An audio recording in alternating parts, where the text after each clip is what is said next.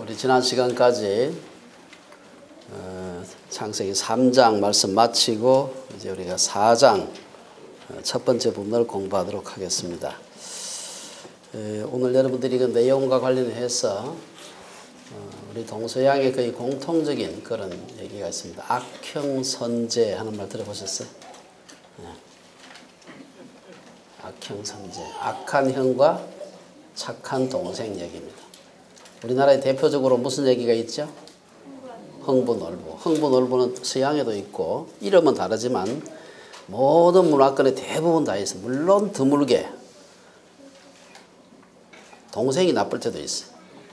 근데 그런 경우는 아주 드물고 대부분 형이 악하고 동생이 선한 그런 경우가 아주 많은데 그 원형이 오늘 아마 이 창세기 이 얘기가 아닐까 제가 그런 생각을 해보았습니다.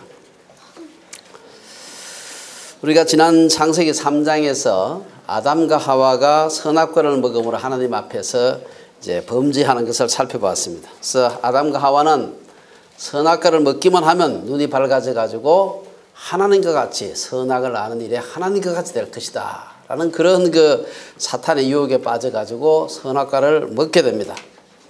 하지만 그들이 선악과를 먹음으로 나타난 첫 번째 결과는 하나님처럼 눈이 밝아진 것이 아니라 자기들의 벗은 것을 알게 됩니다. 그리고 무화과 나뭇잎을 엮어서 치마를 만들어서 자기들의 수치를 가리는 그 행위가 첫 번째입니다. 그리고 이어서 아담과 하와가 하나님께서 부르실 때 선뜻 나서지 못하고 나무 사이, 동산나무 사이에 숨었다. 이 두 가지가 첫 번째 나타난 반응이었습니다. 하나님은 그러한 그 아담과 하와에게 벌을 주셨어요. 우리 지난 시간에 쭉 살펴보았습니다만은 하와에게는 해산의 수고와 남편의 다스림을 받는 벌을 내렸고 아담에게는 땅의 소산을 먹기 위해서는 가시덤불과 엉겅퀴를 치우고 알곡을 먹기 위해서는 이마에 땀을 흘려야 된다. 이 벌을 내리셨습니다. 그리고 이어서 하나님은 아담과 하와에게 가죽옷을 지어 입히시고 에덴 동산에서 쫓아내셨습니다. 신라곤을 한 것이죠. 아담과 하와는 에덴 동산에서 쫓겨날 때까지만 해도 자기들의 범죄에 대해서 하나님이 내리신 그 벌이 얼마나 심각한 벌인지 아마 잘 이해를 못했던 것 같아요. 그래서 오늘 본문에서 소개하고 있는 형제간의 그 비극을 보면서 아담과 하와는 비로소 자신들의 범죄의 결과가 얼마나 심각한지를 깨닫게 경험하게 됩니다. 아담과 하와의 두 아들 사이에 일어난 이 살인극은 아담과 하와의 가슴을 갈기갈기 찢는 그런 고통을 겪게 하셨습니다. 오늘 본문에서 소개하고 있는 가인과 아벨 사이의 비극은 사실은 전 세계 곳곳에 전해지는 많은 여러 가지 그 악형 선제의 아마 프로토타입이 되지 않았을까 그런 생각을 해봤습니다. 저는 혼자 이 말씀을 묵상하면서 형제들 간에 심히 그 사이가 안 좋아서 많이 다투었다든지 뭐 재산 때문에 뭐 여러 가지 뭐 그냥 한평생 그냥 싸워가지고 그냥 얼굴도 안 보고 살았다든지 그런 정도가 아니고 형제 간에 가장 일어날 수 있는 비극적이고 처참한 그 사건을 오늘 여기 왜 소개하고 있을까? 저는 그 생각을 해봤습니다. 저는 어떻게 이런 얘기를 성경에서 첫 부분에 아담과 하와가 타락하고 신락을 하고 난 뒤에 첫 번째 사건으로 이 기록을 하고 있을까? 어쩌면 우리를 좀 위로하기 위한 게 아닌가 하는 생각도 해봤습니다. 형제들 싸우더라도 잘하면서 우리 형제들도 싸우면서 잘하잖아요. 이것보다는 나은 거죠. 그렇지 않습니까? 예, 그런 생각을 해봤습니다. 우선 1절을 한번 보겠습니다. 1절에 보면은 아담이 그의 아내 하와와 동침하며 하와가 임신하여 가인을 낳고 이르되 내가 여호와로 말미암아 득남하였다 하니라. 여기서 우리는 생명을 주시는 하나님이시다 하는 걸 볼 수가 있습니다. 아담과 하와는 나군에서 쫓겨난 후에 처음 아들을 얻는데 그 이름은 여호와로 말미암아 얻었다. 가인이라는 그 이름의 뜻입니다. 여호와로 말미암아 얻었다. 가인이라는 그 이름 속에 아담과 하와는 자신들의 범죄에도 불구하고 하나님께서 생육하고 번성하여 땅에 충만하라. 우리가 창세기 1장 28절에서 살펴보았던 그 창조의 명령이 여전히 유효하고 하나님의 축복이 유효하다는 그러한 그 아담과 하와의 그 감격이 그 속에 들어있는 것을 볼 수가 있습니다. 또한 하와의 그 감격 속에는 여자의 후손은 내 머리를 상하게 할 것이라는 창세기 3장 15절에서 말하는 메시아에 대한 소망도 그 속에 내포되어 있다, 이렇게 볼 수가 있습니다. 하지만 아담과 하와 이러한 감격도 얼마 지나지 않아서 큰 실망으로 변하게 됩니다. 자신들의 죄의 DNA를 가진 아들 가인이 성장하면서 드러나는 그 죄성은 자신들의 범죄의 결과가 얼마나 깊고 무서운지를 다시 한번 절감하게 한 것입니다. 사실 우리도 아이들을 키우면서 아이들이 어느 정도 자라다 보면 아주 어릴 때부터도 자기 좋은 점을 좀 닮으면 얼마나 좋겠어. 근데 가끔 보면 별로 안 좋은 걸 닮았어. 이 가르친 것도 아닌데 드러날 때가 깜짝깜짝 놀랄 때가 있어요. 내가 가르친 것도 아닌데 우리의 DNA 속에 들어있는 우리의 성품, 뭐 좋은 것이면 좋은데 별로 좋지 않은 성품도 드러나는 것을 보고 깜짝깜짝 놀랄 때가 있습니다. 가인이 아벨을 나중에 이제 살인을 하게 되는 그 사건은 어느 날 우연히 우발적으로 하다 보니까 일어난 사건이 아니고 사실은 자라면서, 성경은 그것을 구체적으로 기록하고 있지 않지만 자라면서 그 가인의 성품을 보면은 그 성품 속에서 살인자의 아마 그런 여러 가지 것이 보였을 겁니다. 심한 질투라든지 분노라든지 막 어떻게 자기도 감당하지 못하는 그런 감정적인 그 조절하지 못하는 것이라든지 이런 것이 드러난 것을 보고서 가인과 아담과 하와는 이게 우리의 죄의 결과구나 하는 그런 마음을 가졌으리라고 생각이 됩니다. 아담과 하와가 가인을 보면서 느꼈던 그 절망과 좌절감은 그 다음에 얻은 아벨의 그 이름을 짓는 데서 드러납니다. 여러분, 아벨이라는 이름은 호흡이라는 뜻도 있지만 허무라는 뜻도 있습니다.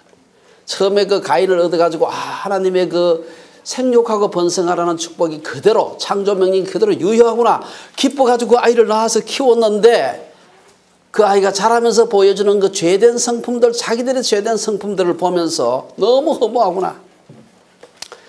어쩌면 아담과 하와가 경험한 이 허무는 우리 자신을 포함해서 그의 모든 후손들에게는 아무것도 인간에게 기대할 것이 없는 허무한 존재임을 말해주는 것입니다. 우리가 조금 그 뒤에 이 사실을 이해하기 위해서 여러분 그 신학자인 서철원 박사님은 자기 창세기 주석에 보면은 타락 전에도 부부 관계는 있었겠지만 아이들을 출산하지는 않았을 것이다, 뭐 그렇게 해석을 합니다. 그래서 오늘 본문 1절에서 하와가 가인을 낳은 후에 하와가 한 말입니다. 오늘 하와가 했다는 말은 없는데 하와가 한 말입니다. 여호와로 말미암아 득남하였다 한 것을 보면은 가인이 아담과 하와의 첫 아들인 것은 분명한 것처럼 보입니다. 하지만 아이를 낳는다는 것은 인간의 타락과 상관이 없습니다. 창세기 1장 28절의 말씀처럼 창조 명령의 가장 핵심적인 선행 조건으로 생육하고 번성하라는 출산의 명령을 내리셨는데 이 명령이 그대로 여기서도 유효한 것입니다. 그리고 타고 우리가 내릴 수 있는 결론은 창세기 2장에서 아담과 하와는 결혼 후에 아마 정상적인 부부 생활을 했을 것입니다. 하지만 불과 얼마 지나지 않아서 다시 말해서 하와가 첫 아이를 임신하기 전에 선악과를 먹었고 에덴으로부터 추방당한 것으로 생각이 됩니다.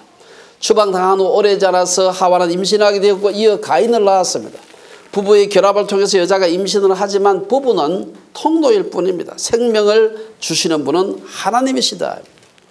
그래서 가인을 낳은 후 하와는 내가 여호와로 말미암아 득남하였다.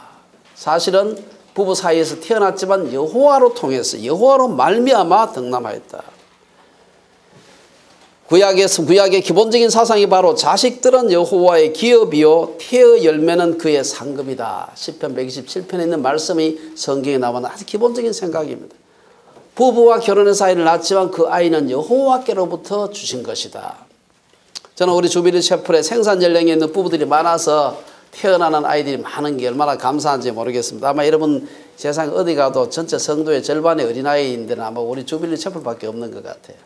우리 주빌리 채플은 거의 어른 숫자하고 아이들 숫자가 50대 50입니다. 정말 이런 교회 아마 만나기가 굉장히 어려울 겁니다. 그래서 애들이 많고 또 뭐 늘 한 해 혹은 두 해 걸려서 새로운 아이들이 계속 태어나니까 뭐 결혼하면 그냥 아이가 낳나 보다 그렇게 생각하고 아이를 베고 낳는 그 신비함에 대해서 우리가 그냥 지나칠 수 있습니다. 뭐 그냥 결혼하면 애를 낳는 거지 이래 생각할 수 있는데 그렇지 않습니다. 아시는 수정이라는 과정을 통해서 생명이 어떻게 만들어지는지는 신비 중의 신비입니다. 구체적인 그 프로세스, 메커니즘 이런 것은 생물학적으로 규명이 되어 있지만 도대체 생명이 무엇인지도 우리는 지금도 잘 모르는 것입니다. 저는 오랫동안 창조론 연구를 하면서 도대체 생명이 무엇일까를 놓고서 생각을 해봤는데 도저히 이해를 할 수가 없다. 이렇게 고백할 수밖에 없습니다. 현대과학이 눈부시게 발달했다고 하지만 아직 과학자들은 생명이 무엇인지조차 정확하게 모릅니다. 어떤 사람은 단지 생명이라는 것은 물질적인 현상이다. 그냥 세포가 모이게 되면 저절로 나타나는 현상이다. 아주 그 유물론적인 해석을 하는 사람이 있지만 생명이 여러분 지속되는데 물질적인 현상이 명백히 있습니다. 화학적인 작용도 있고 우리가 과학적으로 생명체 바깥에서 일어나는 와든 과정이 생명체 내에서도 일어나는 걸 볼 수가 있습니다만은 하나 분명한 것은 물질적인 현상만으로 생명은 절대로 다 설명이 안 됩니다. 물질적인 현상이 분명히 있음에도 불구하고 그게 생명을 다 설명할 수가 없다. 영적인 생명도 신비지만 사실은 생물학적인 생명도 굉장한 신비입니다. 다행스러운 것은 그 신비를 다 몰라도 수태와 출산의 비밀을 다 몰라도 부부가 임신하며 출산할 수 있다는 것입니다. 아마 여러분들이 그 모든 과정을 갖다 정확하게 모르면 애 못 낳는다고 하면 우리 대부분 애 못 낳을 겁니다. 그렇죠? 예. 다행히 하나님께서 우리가 그 모든 것을 몰라도 여호와로 말미암아 아이를 낳을 수 있는 축복을 우리에게 주신 것입니다. 자, 이제 2절에서 4절에 보면은 가인과 아벨이 자라서 하나님 앞에 제물 드리는 얘기가 나옵니다. 여기 보면은 2절에 보면은 가인의 아우 아벨, 그 아벨은 양치는 자였고 가인은 농사하는 자였다 그랬습니다. 그래서 세월이 지난 후에 가인은 땅의 소산으로 아벨은 양으로 첫 양새끼로 제사를 드렸다 그랬습니다. 성경은 아담과 하와가 가인과 아벨을 낳은 나이를 정확하게 기록하고 있지 않습니다. 이들의 나이를 짐작할 수 있는 유일한 곳은 하나님께서 죽은 아벨을 대신해서 가인에게 셋이라는 아들을 주셨을 때 아담의 나이가 130세 있다. 그거하고 그로부터 셋을 낳고 난 뒤에 800년을 더 살며 아이들을 낳다가 130세 플러스 800하면 930이죠. 930세에 죽었다. 요 기록밖에 없어요.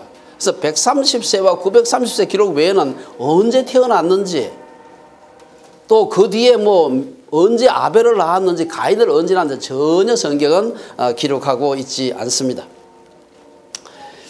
가인과 아벨이 태어난 후로부터 셋이 태어나기 전까지를 그래서 5장 3절에 보면 세월이 지난 후에 여기서 세월로 번역된 단어는 여러분 창세기 1장에 보면 첫째 날, 둘째 날, 셋째 날 할 때 그 날하고 똑같으면 욤이라는 말을 쓰고 있습니다.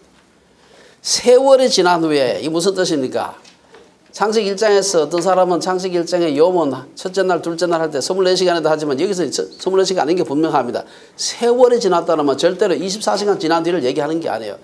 우리가 잘 모르지만 굉장히 오랜 시간이지만 아마 수십 년의 세월이 지났을 겁니다. 세월이 지난 후에 이렇게 우리가 여기서 얘기를 하고 있습니다. 아마 잘 모르지만 적어도 가인과 아벨이 한 30, 40세 정도는 안 되었겠나 싶습니다. 그 정도 돼야 자기 혼자 농사도 짓고 자기 혼자 목축도 하고 살 수 있지 않겠습니까?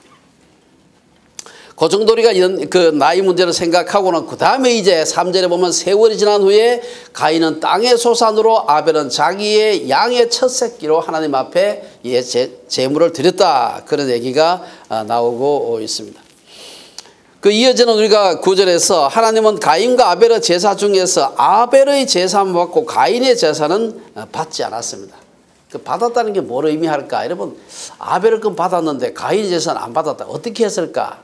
성경에 거기다 구체적인 얘기는 안 하고 있지만 아마 가인이 제사를 드렸을 때는 뭐 하늘에서 불이 내려서 제물을 살랐다든지 그런 뚜렷한 그런 아마 어떤 그 일이 일어났을 것이라 생각이 됩니다. 왜 그러면 가인의 제사를 안 받고 아벨의 제사만 받았을까? 이에 대해서 어떤 사람은 가인의 제물에는 피가 없어가지고 그랬다. 짐승을 안 잡았으니까 곡식 가지고 제물을 드리니까 피가 날 수가 없죠. 예.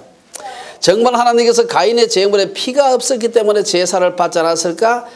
그렇다면 모든 사람이 다 목축업에만 짐승을 기르는 목축업에만 종사해야 되는데 사실은 그 말이 좀 안 되지요. 성경은 어디에도 여러 직업들 가운데 하나님께서 특별히 목축을 기뻐하시고 농사를 싫어하신다는 건 구절이 없습니다. 오히려 창세기 3장에 보면 가인이 받았던 벌은 목축보다는 농사들이 가깝습니다. 가시덤불과 엉겅퀴가 날 텐데 네가 이마에 땀을 흘려 소산을 먹는다 말은 목축보다는 오히려 농사에 가깝습니다. 가인과 아벨이 드린 제물은 우리들에게 성경적인 이 직업관을 우리에게 보여준다 이렇게 볼 수가 있습니다. 직업에 있어서 철한 직업은 없지만 나쁜 직업은 있는 것입니다. 이웃에게 해가 되고 하나님의 피조세계를 파괴하는 직업은 나쁜 직업이지. 매춘이나 도둑질이나 사기나 이런 것들은 나쁜 직업입니다. 그거 가지고 먹고 산다 할지라도 그런 직업은 나쁜 직업이다. 하나님이 받으실 만하지 않은 직업이다.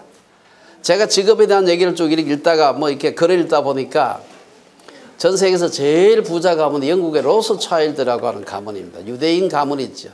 유대인 나라가 서는데 로스차일드 가문에서 건국 비용을 댈 만큼 엄청난 지금도 전 세계 금융을 다 장악하고 있는데 이 사람들이 어떻게 해서 그렇게 세계 돈을 다 끌어모으게 되었는가. 가장 결정적인 로스차일드 가문의 온 세계 돈을 다 끌어모으게 된 가장 중요한 계기가 있는 그게 뭔가 하면 워털루 전쟁이었더라고요. 워털루 전쟁이 났을 때 사실은 영국하고 프랑스가 싸웠잖아요. 나폴레옹하고 이 영국의 그 군이 싸웠습니다. 이때 워털루 전쟁에서 사실은 전세로 봤을 때는 나폴레옹이 이길 수 있는 그런 훨씬 더 전력이 우월했어요. 군대 숫자도 많았고. 그런데 어떻게 해서 이 워털루 전쟁에서 영국이 이겼습니다만은 전쟁을 할 때는 어느 쪽이 이길지 알 수가 없었어요. 그런데 전쟁에서 만약에 영국이 이기게 되면은 영국의 그 채권이죠. 영국 정부에서 발행한 채권이 엄청나게 비싸지고 영국이 지게 되면 이건 완전 휴지 조각이 되는 겁니다. 그래서 워털루 전쟁에서 누가 이길 것인가를 놓고서 막 그 투자하는 사람들은 초미의 관심사였어요. 이때 가장 정보력이 뛰어난 사람이 누군가 하면 로스차일드. 이 사람은 아예 전투가 있다는 그 앞에 앞바다에다가 배를 대놔놓고 아이 거기서 누가 이기나 시시각각 요새 같으면 전보는 아니었겠지만 그 소식을 전하고 있었습니다. 이때 로스차일드 가문에서 영국 채권 국채 가지고 있던 걸 막 팔기 시작했어요. 그러니까 사람들이 막 영국이 지나보다 싶어가지고 막 국채 가지고 있는 걸 다 팔았어요. 똥값으로 막 가만 놔두면 휴지 되니까. 이때 한쪽에서 마구 사들입니다. 뒤로 막 사들였는데 영국이 이겼습니다. 그리고 이긴 직후에 어마어마한 돈을 벌게 되고 그것이 로스차일드 가문이 세계 금융계를 잡아지게 된 가장 결정적인 그런 계기가 되었다. 저는 그 얘기를 읽으면서 절대로 그런 식으로 사기쳐서 돈 벌면 안 된다는 생각을 하게 되었습니다. 그런 직업은 악한 직업이다. 남을 속여가지고 자기의 약간 돈 가지고 정보력 가지고서 남의 돈 사실 사기친 거죠. 악한 직업이다. 우리가 하나님을 경배하고 하나님께 영광을 돌린 데는 직업적 구분이 있을 수가 없습니다. 사도 바울은 고린도전서 3장 23절에서 무슨 일을 하든지 마음을 다하여 죽게 하듯 하고 사람에게 하듯 하지 말라. 이건 골로새서만 얘기하는 게 아니고 성경 전체 직업관입니다. 사업을 하는 사람은 사업을 통해서, 공무원은 공무원의 직무를 통해서, 학자는 연구를 통해서, 주부는 가정을 돌보는 일을 통해서 하나님께 예배를 드리기 때문입니다. 일반적으로 사람들은 수입이 많고 사회적 존경을 받고 좀 더 편한 직업을 선호합니다. 하지만 하나님 앞에서는 어떤 직업이라도 죽게 하듯 한다면 동일하게 거룩하고 귀한 것입니다. 원리적으로 목회나 선교가 더 거룩하고 교사나 주부가 덜 거룩하다고 할 수가 없는 것입니다. 하나님께서 허락하신 모든 직업이 거룩하지만 모든 사람들이 하나님을 기쁘시게 하는 것은 아니다. 오늘 가인은 농산물로 제물을 삼고 아벨은 새끼양으로 제물을 삼았지만 가인과 아벨의 제사가 모두 하나님을 기쁘시게 한 것은 아닙니다. 그렇다면 하나님이 어떤 제사 제물은 기쁘게 받으시고 어떤 제사 제물은 기쁘게 받지 않으시는가 혹은 거부하시는가 오늘 본문에서 몇 가지를 살펴볼 필요가 있습니다. 하나님이 어떤 제물을 받지 않으실까? 4절부터 7절의 그 말씀을 살펴보면 우리가 중요한 몇 가지 하나님이 받으시는 제물에 대한 중요한 몇 가지 원리를 여기서 볼 수가 있습니다. 사실 그 어떤 사람은 아까 말씀드린 대로 아벨의 제물에는 피가 있었지만 가인의 제물에는 피가 없었다. 그건 일단 우리가 제쳐놓고 그 가능성은 왜냐? 성경에 보면은 번제와 같이 짐승을 태워서 제사를 드리는 것도 있지만 소제와 같이 농산물을 가지고 제사 드리는 것도 있습니다. 구약의 5대 제사, 번제, 소제, 화목제, 속건제, 속제제 이런 등에서 번제는 동물로 제사를 드리는 경우지만 소제는 그렇지 않습니다. 아마 가인이 드린 곡식 제사는 성경에 나오는 최초의 소재가 아니었겠나 생각해 볼 수 있고요. 아벨이 드렸던 번제는 아마 최초의 번제가 아니었겠나 생각해 볼 수가 있습니다. 그렇기 때문에 가인이 동물을 제물로 드리지 않아서 하나님이 받지 않으셨다라는 것은 바르지 않은 해석이라 생각됩니다. 그러면 왜 가인의 제사를 하나님이 받아들이지 않았을까? 우리는 여기서 4절 그 하반절에서 5절 앞에 보면은 5절 전반절에 보면은 아주 흥미로운 기록을 하나 볼 수가 있습니다. 거기 뭐 어떤 표현이 있는가 하면은 아벨과 그의 제물, 그 다음에 가인과 그의 제물이란 말이에요. 가인의 제물 안 그러고 가인과 그의 제물, 아벨과 그의 제물. 무슨 얘기입니까? 하나님은 제사를 통해 제물을 받으시는 것 같지만 사실은 제사를 드리는 사람을 먼저 받으신다 하는 것을 얘기하고 있습니다. 어떤 종류의 제물을 드리는가 보다도 그 제물을 드리는 사람이 누구냐 하는 것이 더 중요하다는 사실입니다. 그렇다면 가인은 어떠했기에, 아벨은 어떠했기에 하나님은 가인의 제물을 받지 않으시고 아벨의 제물만 받으셨을까? 본문은 여기에 대해서 구체적인 언급을 하고 있지만 우리는 문맥으로부터 몇 가지 짐작을 해볼 수 있습니다. 첫째는 정성이 담겨 있느냐 하는 문제입니다. 오늘 3절 4절에 보면은 가인은 땅의 소산으로 제물을 삼아 제사를 드렸다. 4절에 보면 아벨은 자기도 양의 첫 새끼와 그 기름으로 제사를 드렸다. 이렇게 기록하고 있습니다. 여러분, 아벨은 양의 첫 새끼와 그 기름을 드렸지만 가인은 첫 소산으로 제사를 드렸다 는 기록이 없습니다. 어쩌면 이것이 큰 문제가 아닐 수도 있지만 여러분, 성경의 기자들이 성경의 단어 하나도 허투루 쓰지 않습니다. 아주 면밀히 생각해서 이 단어를 쓸까 말까 아주 굉장히 생각해서 단어를 씁니다. 그렇기 때문에 여기에서 아벨의 제사에는 양의 첫 새끼란 말이 있지만 가인의 제물에는 첫 수확물이다, 첫 농산물이다, 첫째란 말이 없어요. 아마 드리는 사람의 정성을 의도적으로 나타내기 위해서 이 말을 사용한 것이 아닌가 생각이 됩니다. 아벨은 정성을 다한 자신의 소유 중에서 초태생 중에서도 가장 통통하게 살이 잘 찐 새끼를 하나님 앞에 드렸다. 그렇지만 가인은 그렇지 못했다는 것입니다. 우리가 구약의 제사에 해당하는 신약의 예배에 대해서 예수님께서 하신 말씀이 있어요. 예배자는 어떻게 예배해야 되느냐? 우리 잘 아는 요한복음 4장 24절에 보면은 하나님은 영이시니 예배하는 자가 영과 진리로 예배할지니라. 우리가 하나님 앞에 예배할 때 구약의 제사에 해당하는 예배를 드릴 때 영과 진리로 하나님께 드리라. 이 말을 다시 말하면 우리의 온 마음과 정성을 다해서 하나님께 예배를 드려야 한다. 마가복음 12장 30절 우리가 잘 아는 율법의 첫째 계명, 내 마음을 다하고 목숨을 다하고 뜻을 다하고 힘을 다하여 주 너의 하나님을 사랑하라. 우리 하나님을 사랑할 때 그냥 근성으로 사랑하지 말고, 예배할 때 그냥 근성으로 예배하지 말고 우리의 온 마음과 정성을 다해서 예배 드리라는 것입니다. 비록 우리가 우리의 의로운 행위로 제사함과 구원을 얻는 것은 아니라 할지라도 우리가 하나님께 나아가서 제사 드리고 예배 드릴 때는 우리의 정성을 다해야 함을 말해주는 것입니다. 둘째로 4절 하반절에서 그 7절까지 보면은 선을 행하지 않는 자의 제물을 받지 않으신다는 것입니다. 사실 오늘 이것보다도 앞에서 얘기했던 정성이 담기지 않은 것보다도 더 중요한 것은 제물을 드리는 사람의 모습입니다. 이 해석은 그 본문 자체가 지질한데 5절 하반절에 보면은 하나님께서 가인의 제물을 받지 않자 그 반응이 어땠습니까? 가인의 안색이 변했다. 요새 말하면 얼굴이 울그르락 부르락 했다는 겁니다. 얼마나 화가 났는지 덤벼들 수는 없고 그냥 속에서 부글부글 끓는 것이 얼굴에 안 나타날 수가 있나요? 안색이 변했다. 안색이 변하니 하는 말은 몹시 썩난 표정을 말하는 것입니다. 마음에 품은 생각은 그 사람의 표정을 통해서 드러나는 것입니다.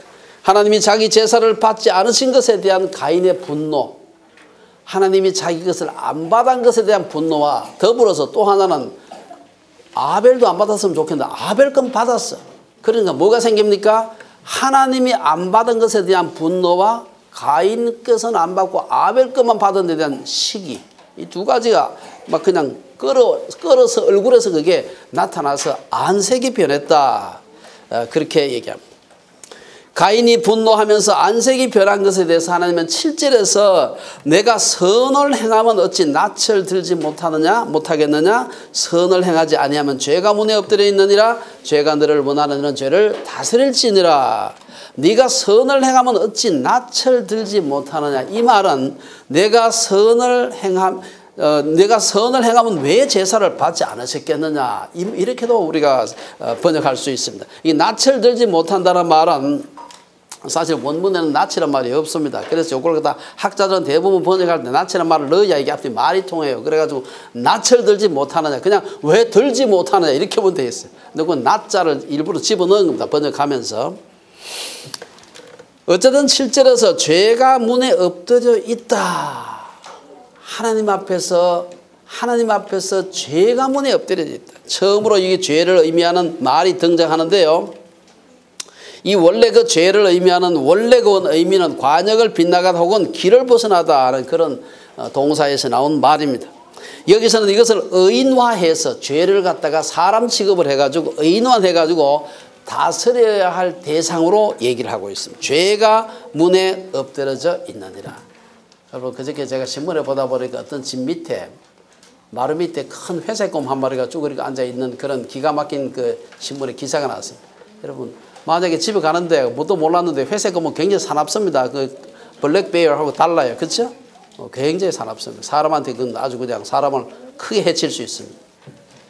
만일에 그 밑에 마루 밑에 회색곰 한 마리 큼직한 놈이 우브리고 들어가 있다 생각해 보세요. 얼마나 겁납니까?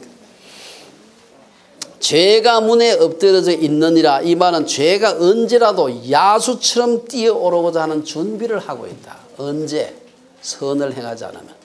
선을 행하지 아니하면 죄가 문에 엎드려져 있다. 이 말씀은 우리에게 적극적으로 선을 행해야 할 필요를 우리에게 제시하고 있습니다. 악을 행하지 않더라도 선을 행하지 않으면 언제라도 우리가 죄의 공격을 받을 수 있다는 것을 의미하는 것입니다. 죄는 언제라도 우리를 자기 마음대로 지배하기를 원하는 것입니다. 그래서 예수님은 요한복음 8장 34절에서 우리 교회 모토에 바로 이어지는 구절에 보면은 죄를 범하는 자마다 죄의 종이 된다. 죄의 종이 된다. 죄의 종이 된다는 말은 무엇입니까? 나쁜 일 한번 하게 되면 그 다음에 죄의 콧뚜레가 끼어가지고 질질질 죄한테 끌려가는 것입니다. 우리 청소년들 왜 나쁜 짓 하면 안 됩니까? 한번 나쁜 짓을 하게 되면 그게 고리가 돼가지고 질질 끌려댕겨. 죄의 종이 되기 때문입니다. 그럼 우리는 죄를 과소평가하거나 무시해서는 안 되고 선을 적극적으로 행함으로 죄가 틈타지 못하게 할 뿐 아니라 적극적으로 죄를 다스리는 것이 필요하다. 본문에서는 선을 행하지 않으면 죄가 덮치기 위해 문에 잠복해서 기다린다. 이렇게 표현을 하고 있습니다만 사도 요한은 구체적으로 가인과 아벨의 행위를 갖다가 비교하면서 가인의 행위는 악했고 아벨의 행위는 의로웠다. 요한일서 3장 12절에 보면 가인같이 하지 말라. 그는 악한 자에게 속하여 그 아우를 죽였으니 어떤 이유로 죽였느냐? 자기의 행위는 악하고 그의 아우의 행위는 의로움이라. 이 해석을 오늘 이 본문의 말씀을 사도 요한이 이렇게 해석을 하고 있습니다. 선을 행하지 않는 것이나 악을 행하는 것은 별 차이가 없다는 것입니다. 선을 행하지 않는 가인의 모습이 문제라는 것은 본문에 이어지는 9절에서도 그대로 나타납니다. 오늘 본문 알고 다음 주 우리가 살펴볼 텐데 9절에 보면은 하나님께서 아벨을 죽인 가인에게 내 아우 아벨이 어디 있느냐. 뭐가 생각이 납니까? 네가 어디 있느냐. 숨었던 아담과 하와를 찾으시는 하나님의 음성과 비슷합니다. 하나님이 몰라서 묻습니까? 하나님이 가인이 무슨 짓을 했는지 몰라서 물은 게 아니에요. 회개를 촉구하는 말이지. 이때 가인이 뭐라고 대답합니까? 내가 알지 못하나이다. 내가 내 아우를 지키는 자니까. 그러면 성경에 그 악센트 표시가 없고 이게 음표가 안 붙어 있어서 그렇지 이게 사실은 그냥 한 얘기가 아닙니다. 이러면 이 말 한 것을 번역해가지고 우리가 봐도 이게 뻔뻔하게 이럴 데가 없다 싶어서 화가 나는데 이 말을 하는 것을 정황을 한번 생각해 보세요. 본문이 문자로만 기록되어서 뉘앙스가 나타나지 않았지만 가인은 매우 거칠고 무례한 말투로 하나님 앞에 대꾸하고 있는 걸 덤벼드는 거죠. 9절에서 가인이 사용하는 이 말을 보면은 가인의 거친 태도, 가인의 그 아주 그 불순종하는 태도가 하나님이 제물을 받지 않으신 이유가 된다는 것을 금방 알 수가 있습니다. 그의 대답을 보면 그가 선을 행하지 않는 자임을 짐작할 수 있고, 하나님은 선을 행하지 않는 자의 제물은 아무리 제물이 좋아도 새끼양 첫 새끼를 드려도 안 받는다. 그런 제물. 하나님께 드리는 제사에서 제물보다 제물을 드리는 자의 신앙과 삶의 모습이 더 중요하다는 것은 성경 전체에 걸쳐서 나타나는 것입니다. 한대로 하나님은 약자들을 돌보지 않으면서 뻔질나게 하나님 앞에 제사만 드리는 이스라엘 백성들에게 뭐라고 얘기합니까? 이사야서 1장에 보면은 외우기도 쉬워. 이사야 111이면 1장 11절에 보면은 너희의 무수한 제물이 내게 내게 무엇이 유익하뇨? 나는 순양의 번제와 살찐 짐승의 기름에 배불렀고 나는 수송아지나 어린 양이나 순념수의 피를 기뻐하지 아니하노라. 제발 그게 나쁜 짓 하고 제물 가지고 오지 말라. 이제는 지쳤다. 나쁜 짓 하고 교회 올 때는 그냥 한 그릇 척하고 완전 질렸다. 다신 가져오지 마라. 이어서 1장 16절에 뭐라고 얘기합니까? 이사야서 1장 16절에 보면은 이스라엘 백성들에게 너희는 스스로 씻으며 스스로 깨끗하게 하여 내 목전에서 너희 악한 행실을 버리며 행악을 거치고 선행을 배우며 정의를 구하며 학대받는 자를 도와주며 고아를 위하여 신원하며 과부를 위하여 변호하라. 그리고 제물 가져와라. 세 번째, 하나님께서 왜 가인의 제물을 받지 않았을까? 오늘 본문에는 나와 있지 않는데 이것을 갖다가 히브리서 기자가 뒤에 가면 가인의 제물에 대해서 해석한 게 나와. 신약에 보면 믿음으로 드리지 않았기 때문이다. 하나님이 가인의 제사를 받으신 것은 피가 없어서가, 아벨의 제사를 받으신 것은 피가 있어서가 아니라 그가 아벨이 믿음으로 제물을 드렸기 때문이다. 오늘 히브리서 11장 4절에 보면 뭐라고 얘기합니까? 믿음으로 아벨은 가인보다 더 나은 제사를 하나님께 드림으로 의로운 자라 하시는 증거를 얻었으니 하나님이 그 예물에 대하여 증언하심이라. 그가 죽었으나 그 믿음으로서 지금도 말하느니라. 앞에 믿음으로 by faith, 믿음으로 하나님께 드렸다. 뭐 제물이 뭐 초태생 살찐 초태생이라서 그렇다 그런 얘기가 아니고 믿음으로 드렸기 때문에 받았다. 히브리서 이 말씀은 하나님이 가인의 제물을 받지 않으시고 아벨의 제물만 받으신 이유가 그 제물 그 자체에 있는 것이 아니라 가인은 믿음으로 제물을 드리지 않았기 때문입니다. 아벨은 믿음으로 제물을 드렸기 때문임을 아주 분명하게 얘기를 하고 있습니다. 히브리서 기자는 믿음으로 드린 제사를 오늘 히브리서 12장 4절에 보면 더 나은 제사다. 그렇게 표현하고 있습니다. 결론적으로 몇 가지 말씀드리고 마치겠습니다. 오늘 우리가 가인과 아벨이 드린 제사를 살펴보았습니다. 아마 아벨은 부모님으로부터 선악과를 먹었던 일, 그리고 무화과 나뭇잎으로 치마를 만들었던 일, 하나님이 짐승의 피를 흘려서 만든 가죽옷 이야기, 그리고 또한 속죄를 위한 희생 제물의 그 어떤 상징들, 이런 얘기를 충분히 들으면서 자랐을 겁니다. 그는 여자의 후손 중에 에덴에서 범한 모든 죄가를 담당하실 메시아가 언젠가 오실 것이다. 여자의 후손이 누굽니까? 자기들의 혈통에서 그 메시아가 오실 거라는 그 얘기를 들어서 그 예언을 들었을 것입니다. 그래서 그는 자기가 기르던 양떼 중에서 가장 살찌고 기름진 양의 첫 새끼와 그 기름으로 하나님께 정성을 다해서 제사를 드렸습니다. 하지만 가인은 그렇지 않았습니다. 그는 농사를 지은 곡식으로 하나님께 제사를 드렸지만 아마 처음 익은 곡식이 아니고 정성이 담기지 않은 제사를 드린 것으로 보입니다. 가인의 제사는 구속에 대한 믿음의 표시가 아니었습니다. 아벨의 제사에서 가장 중요한 요소를 믿음으로 한 것을 보면은 가인은 믿음이 없이 제사를 드린 게 아닌가 생각이 됩니다. 가인은 하나님이 자신의 제물을 받지 않으시자 안색이 변했다 그랬습니다. 그는 왜 하나님께서 자신의 제사를 받지 않으셨을까 반성하기보다도 하나님께 대한 불만과 분노, 아벨에 대한 시기심을 드러낸 것입니다. 우리는 어떤 제사하고는 어떤 예배를 드려야 할까요? 가인은 자기 행위, 자기 의로 하나님께 나아가는 자의 모델이고 아벨은 대속의 공로 그리스도의 의에 대한 믿음으로 하나님께 나아가는 자의 모델이라고 할 수 있습니다. 우리가 아벨과 같은 그런 예배자가 되어야 할 것입니다. 학생들은 공부를 통해서 하나님 앞에 예배자가 되어야 할 것입니다. 어른들은 자신에게 맡겨진 직업을 통해서 우리가 가진 가장 소중하고 귀한 아벨이 드렸던 것 같은 그러한 예물을 하나님께 드림으로 예배를 드려야 할 것입니다.